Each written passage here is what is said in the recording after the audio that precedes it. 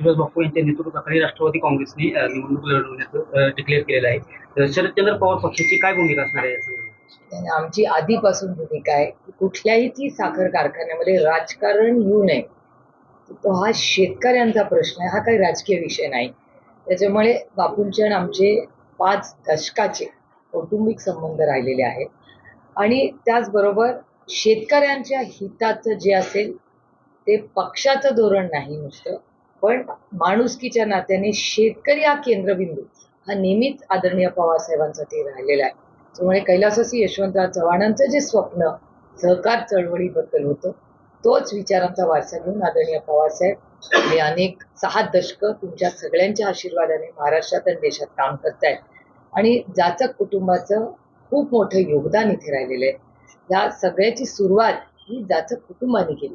त्याच्यामुळे आज बापू तिथे त्यांनी जबाबदारी घ्यावी अशी आमच्या सगळ्यांचीच त्यांना विनंती राहिलेली आहे.